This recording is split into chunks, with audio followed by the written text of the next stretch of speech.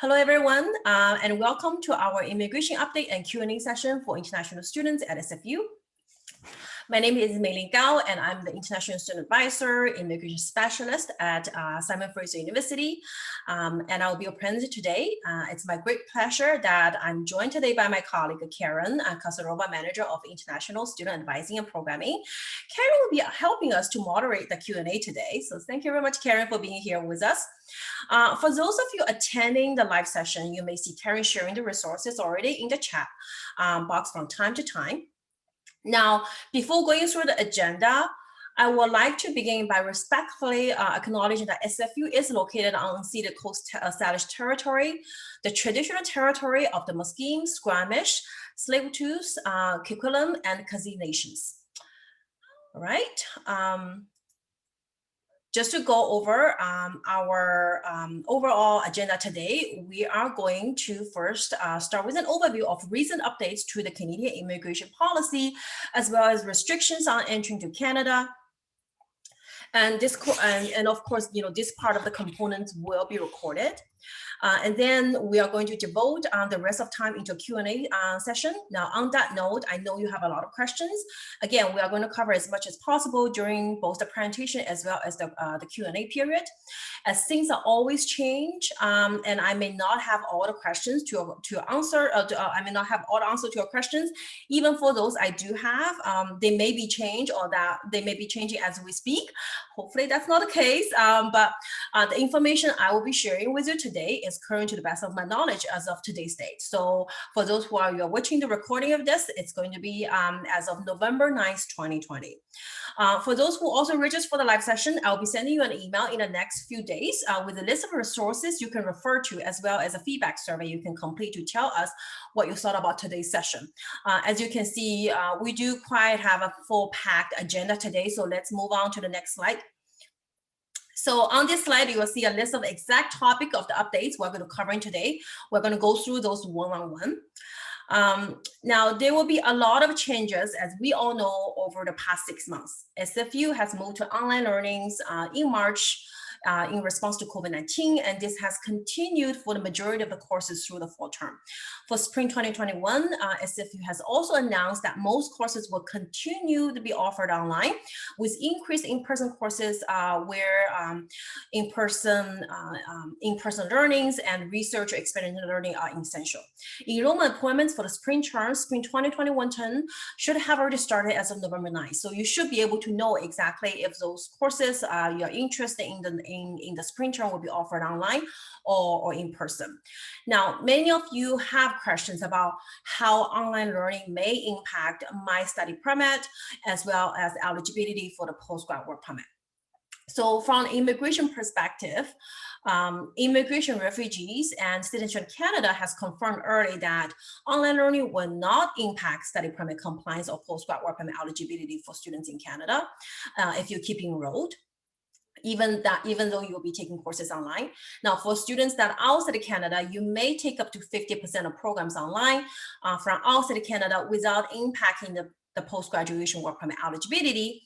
In some cases, you can even do 100% outside of Canada online if you start an 8 to 12 months program in summer or for 2020 term. Now, this probably will not apply to most of students' programs because if you probably don't have a lot of programs that kind of range from 8 to 12 months.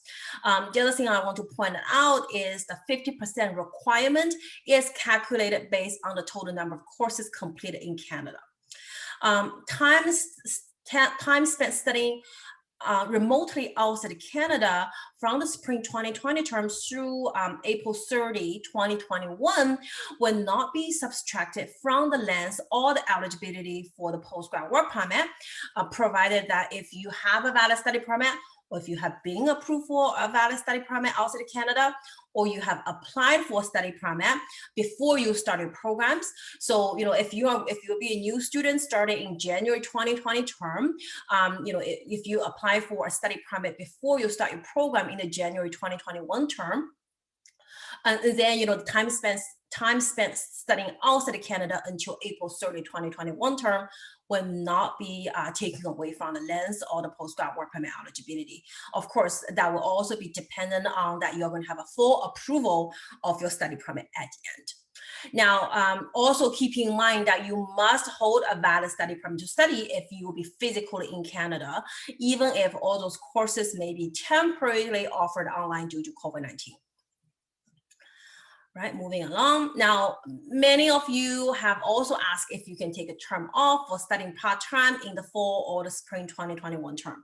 So in order for you to be eligible for a post-graduation work permit, full-time enrollment in an academic session is required. So for an undergrad students, spring and the fall term are considered as academic session for immigration purpose. For a grad students, you are expected to enroll full-time in spring, summer, and fall throughout the year.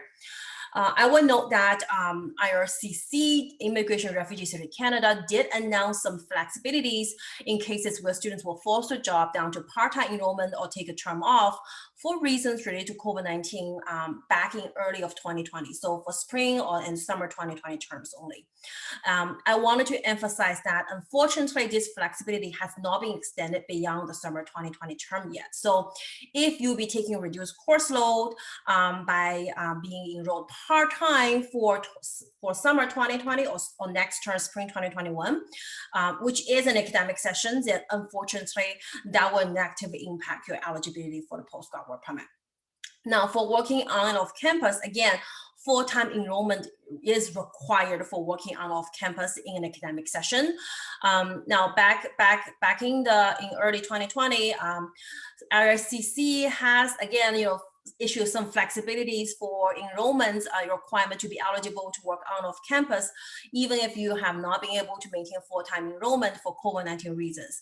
Unfortunately, again, IRCC has not extended that flexibilities for the fall 2020 term onwards.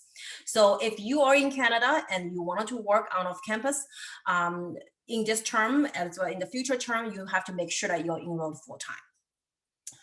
And also keep in mind the number of hours for working off campus. So if you want to be working off campus and if you're eligible to work off campus, you can only work up to 20 hours per week during an academic session, which are the spring and fall for an undergrad students.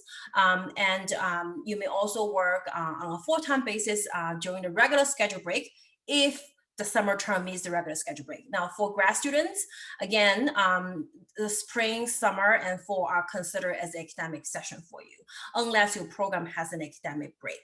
So we're gonna leave it like that. Again, if you have any more questions, feel free to hold those thoughts, and then we can dive into more of that during the Q&A part.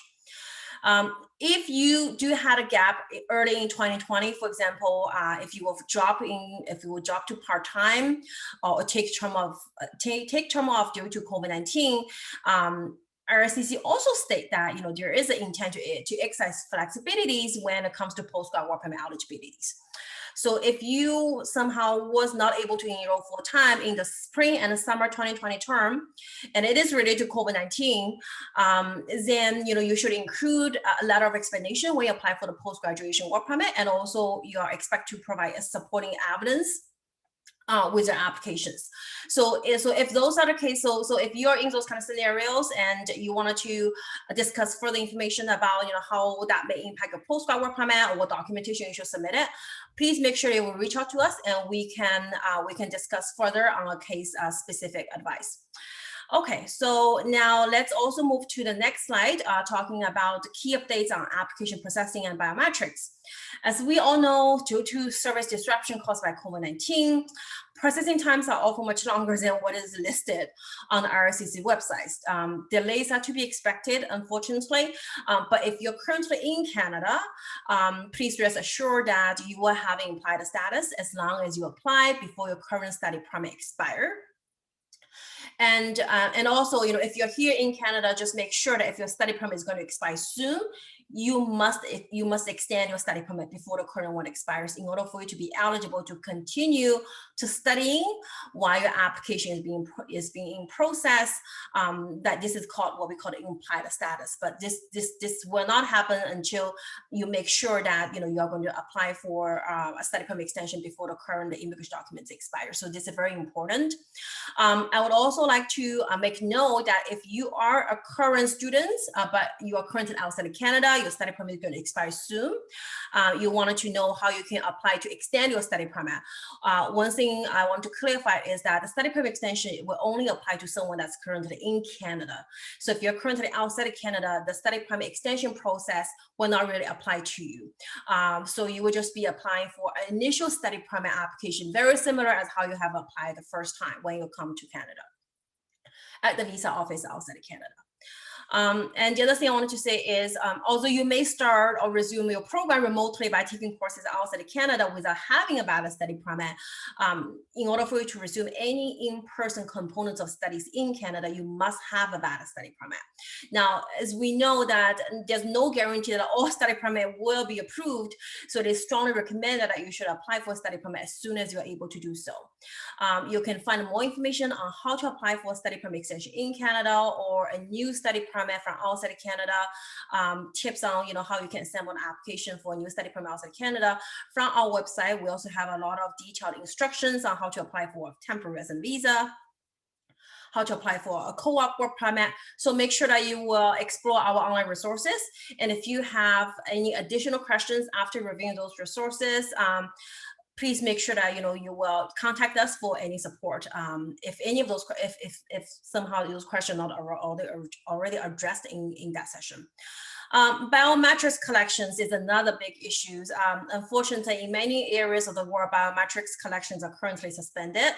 But of course, as we know, study permit, visa, work permit application cannot be finalized if the biometrics is still a requirement. Now, for an applicant who actually submit an application for study permit, visa, work permit in Canada, you are exempted from the biometrics. Now, for those that work currently outside of Canada, IRCC has already made an announcement that your application will not be refused for failure to provide biometrics during this time if you can give biometrics because of the BAC closure. Of course, again, like I said, it will also not be approved until you provide them. So for more information on biometrics and human services, which visa application center is reopened for biometrics, please make sure that you check IRCC website for the most updated information. If your application was submitted before September 15th, 2020, study permit applications outside of Canada may be eligible for two-stage study permit approval process. And some of you may have already received approving principle, which is great. Now, having an approving principle is not sufficient for you to meet the travel exemption. Having an approving principle is also not sufficient for you to study in Canada. So I want to get that across very clear. I want to get that message to you very clear. Unfortunately, you would have to wait until you receive the full approval of your study permit. And then at that point, if you meet the travel exemptions, then you can travel to Canada. If you only have the approving principle, you will not be able to meet the travel extension. You are not going to be able to come and travel to Canada at this point. We're going to dive into a little bit more on the travel restriction in the next few minutes. Students who are currently in Canada and has been approved for their study permit that were processed outside of Canada, I have some good news for you. IRCC has issued specific instructions how some of the applicants who are currently in Canada as a visitor but apply for their study permit outside of Canada already have approval that's being processed outside of Canada. Just certain instruction you can follow. You can request IRCC to issue a study permit within Canada and to have that sent to you by mail. So if that happened, if that applied to you and you wanted to know how you can request the study permit to be issued to you in Canada, feel free to reach out to us and we'll be happy to provide further instruction. Again, this only applies to someone who is in Canada and apply for a study permit to be processed outside of Canada. We have also received many inquiries from current students who also wanted to apply for co-op work permit outside of Canada. Now, first of all, to be eligible to apply for a co-op work permit within Canada, again, you have to be physically in Canada. So if you're currently outside of Canada, you are not eligible to apply for a co-op work permit to be processed in Canada. If you're currently outside of Canada, you want to apply for a work permit, a co-op work permit outside of Canada. There are many factors that will need to be taken into consideration, such as your travel plan back to Canada, when you'll be starting your first co-op term, expiry date of your study permit, and processing time. So unfortunately, there's not really one size fits all answer for this. I would encourage you to contact us, and then we can help you to assess your options based on individual circumstances. But if you're currently outside of Canada, the in Canada co-op work permit application process unfortunately will not be applied to you. All right, that's a lot to cover, and so this is all what we have been waiting for: updates on travel restrictions. I would say the most frequently asked questions we have received before the session through the pre-collected registration form is all related to travel restriction, like when can I come to Canada? Or for students who are currently here, if I go back to my home country right now, would I be allowed to return? While, again, unfortunately, there's no one size fit all answer for this. I'm happy to share, though, there's some positive updates on the amended travel restrictions that you may already heard about this, that will allow more international students to enter Canada as of October 20 this year. So now on the topic of safety, I also wanted to encourage you to consider what would be the best option for you at this time in terms of traveling. Because the question is not only just can you travel to Canada, but also should you travel to Canada at this point? What decision will be best support you both mentally and also physically, as well as the academic success, right? So if you're a new student coming to Canada for the first time, how would you manage the major transition to life in a new country and culture, given that most instructions and interactions or services will be actually continue offered online? Is time zone difference a concern to you? Are you able to handle the workload with the large time zone difference? Do you feel comfortable traveling at this point? Those are all the things I think you should consider before you make the travel plans. And also, I want to clarify that neither SFU nor the Canadian government are requiring students to Canada or require you to be here by implementing this amended travel restrictions. So if your preference is to remain outside of Canada and take online courses at this time, you can certainly do so. All right, so on the topic of travel restriction, just to recap that the current travel restrictions entries from the United States are still in place until November 21st, 2020. And for entries from outside the United States, they still remain in effect until November 30, 2020. Now, as COVID-19 continues to evolve rapidly, these dates may be further extended or changed. At this point, I really wish I have the crystal ball so I can tell you that, okay, when the change is going to be made, but unfortunately, we don't have any insights to inform you when the travel restriction will be lifted or how long they will still remain effective, or if there will be any upcoming changes to the current travel restriction exemption, if things are going to move into the more restrictive way, or things are going to be become a little bit loose later on. This is the part we don't really know, unfortunately. So there's a lot of uncertainties around here. But from what I know and what I can share is about this amended travel restriction implemented as of October 20th. So many of you may already heard that. Now, effective October 20th, as international students, you may come to Canada if you meet the following requirements. So first of all, you will still be traveling for non-discretionary, non-optional purpose. You must be also attending a designated learning institutions with a COVID-19 readiness plan approved before you travel to Canada. And you must also have a valid study permit or have been approved for a study permit. So if your study permit is processed under the two-stage approval process, as we discussed before, the approval in principle is not sufficient for travel to meet the travel exemption at this point. I'm glad to let you know SFU does have an approved COVID-19 readiness plan in place. International students who meet all those requirements, as we discussed, will be considered to be traveling for an essential purpose. And it doesn't really matter, regardless, the issue date of your study permit or when your study permit is being approved or which country you're coming from.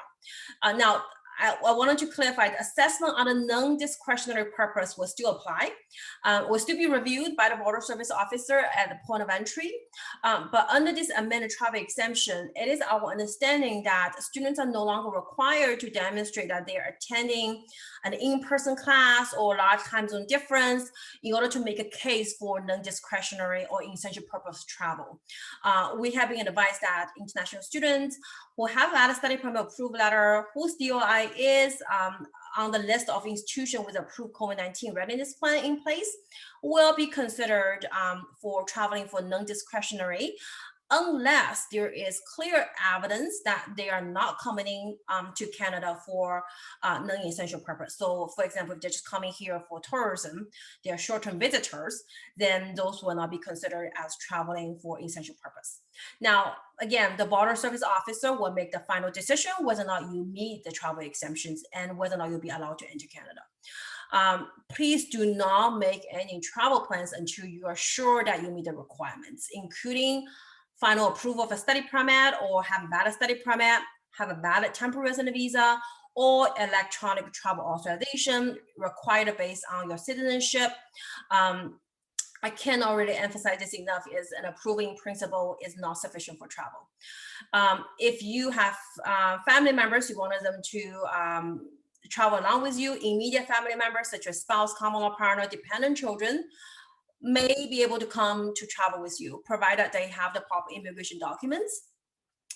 And most importantly, their purpose of travel are non-discretionary. So generally speaking, let's say family member who wanted to accompany and support you during your studies will be considered for travel for non-optional purpose. Again, depending on their country of citizenship, they must also have a valid temporary resident visa or electronic travel authorization to travel to Canada. Some of you have asked in the pre-registration question whether or not your parents may be able to accompany you during your studies in Canada. Under normal circumstances, so before the travel restrictions are implemented, so first of all, the parents must make sure that they have the proper immigration documents, such as a TRV, a temporary resident visa, or ETA based on their citizenship, in order for them to facilitate their entry into Canada.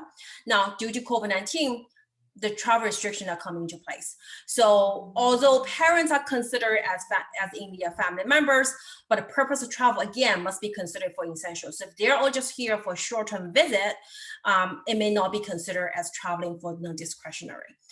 So any of the non-essential travel to Canada at this point are still not permitted until travel restrictions are lifted. Quick recap or tips to remember some of the important consideration to keep in mind when you are making your travel plan is final decision always rest with an officer at the port of entry. And we can 100% guarantee that you will be allowed to enter Canada. But if you want to travel soon or you want to further discuss this travel requirement, you can definitely refer to our FAQ online and also contact us if you have questions. You can also contact the Border Information Services and over the phone and speak with a border service agent for more information. You can also refer to IRCC's website and also our FAQ website for a list of documents you should carry along to facilitate your entries into Canada. It's strongly recommended that you should also check with the airlines in advance to clarify if they require any specific documentation for you to board your flight in advance. Sometimes the airlines may have specific requirements, even though they may not need to be deemed necessary under the travel restriction exemption. So that's one thing you please do keep in mind. In the next slide, we're also going to dive more into the quarantine requirements, in addition to what we have just discussed here about immigration documentation, traveling for non-essential purpose, attending a DOI that has been approved with its COVID-19 readiness plan. You must also have a credible quarantine plan for 14 days upon your arrival in Canada. All right, with all that being said, let's go to the quarantine requirements. As mentioned, all international travelers must quarantine for 14 days upon approval, even if you don't have any symptoms of COVID-19. You must make a quarantine plan and submit to both the federal and provincial government. Please visit our self-isolation guide for more information and details of steps to follow. Now, to support the safe and timely return of international students, Health Canada has also announced 2 new mandatory requirements for travelers to Canada, and I would like to highlight schedules for you. As of November 21st, 2020, international travelers coming to Canada by air will be required to use ArriveCAN before they board their flight to enter the necessary COVID-19 and their quarantine plan information. Failure to do so, you may be denied boarding. So this is quite significant. And also, as of November 21st, 2020, all travelers will be required to confirm within 48 hours that they have arrived at their place of quarantine or isolation in Canada. And for those in quarantine, they must also complete a daily COVID-19 symptoms self-assessment through the ArriveCAN during their quarantine period, or they can call toll-free numbers. Now, for travelers entering Canada by land, such as driving across the border or by water, it is also strongly recommended that you should continue to use and submit the quarantine information through the ArriveCAN before arriving in Canada, just to avoid any delays at the border. If you'll be traveling to Canada before November 21st, it is also strongly recommended to continue to use the ArriveCAN to provide the quarantine information before you arrive and before you board your flight. In addition to that, students planning to travel to Canada should also register your travel and isolation plan with SFU at least 10 days before your departure. You should have already received some email communication about this. You can also find more information in our self-isolation guide about travel restriction, quarantine requirements, resources, and tips on how to develop your quarantine plan. And if you have received the final approval of your study permit from outside Canada, you should also complete the Vancouver International Airport expedite processing submission forms. If you will be arriving at Vancouver at a first point of entry in Canada, just going to help expedite the processing of issuing your study permit at a port of entry. All right, so moving along. Last but not certainly the least, medical insurance, the most exciting topic of all through the night. It is especially important to ensure that you have adequate medical insurance coverage for you during your stay in Canada. So for those of you who are located here in BC, the British Columbia Medical Service Plan has made some temporary policy changes due to the COVID-19, which you can find more information on their website, including temporary coverage for students who are holding implied status in Canada while waiting for their immigration document to be processed by RCC. The temporary coverage has been once again extended to be valid until April 30, 2021. You must request that temporary coverage directly with BCMSP. They are also providing coverage for medical insurance related to suspected or confirmed case of COVID-19 for individuals in BC who are not eligible for MSP, but that is only for COVID-19 related medical services. GARMI at SFU. So only new students in their first term are enrolled in this temporary plan, which is meant to provide primary insurance during the 3 months waiting period for BC. So for continuing students, you are no longer enrolled in GARMI in the subsequent terms, and you must apply for BCMSP as soon as you're eligible to do so. So for example, if you arrived here as a returning student, then you should apply for your MSP if you haven't done that. Now, talking about that, a reminder that MSP will have coverage backdated to the date that you become eligible for MSP, but the backdating should not be earlier than September 1st, 2019. So keep that in mind. If you are applying for MSP for the first time and you have been in BC for a while, as most cases you will be backdated for the coverage and pay the appropriate fees for that once you're enrolled with MSP. And also during the waiting period for the MSP coverage, it is also strongly recommended that you should ensure that you have proper coverage, such as enrolling a private medical insurance. Now, if the spring 2021 will be your first term, and again, you will be automatically enrolled in GARMI at SFU for the first term. You can also enroll your spouse and dependent in the GARMI as well. So for more information on that, please visit GARMI at SFU website. If you will be starting your first term outside of Canada in the spring 2021 term, you may also apply to opt out GARMI by completing the out of Canada waiver form by January 30 next year. Secondary medical insurance, for current students, opt-out period for the fall 2020 has already passed. But if spring 2021 is your first term and you will be starting your first term remotely outside of Canada, you may also apply to opt out your secondary medical insurance during the regular opt-out period next year. I think it's between January 4th to January 18th next year. Now, one thing I also want to highlight is that once you choose to opt out the secondary medical insurance, you cannot be added back for the remainder of the policy year. Having said so, there will be a retroactive opt-out period in summer 2021 for students who are outside of Canada in the event that you're not able to come back to Canada and did not use the plan by that time. Again, for more information, please visit Student Care website. What are the opt-out options and the key deadlines you need to be aware of. All right, so thank you very much for your patience going through all those updates. I know it's a lot of information that packed in the past 30 minutes-ish.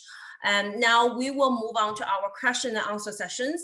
I will end the recording in a few minutes. So for those of you are watching after the facts, thank you very much for watching.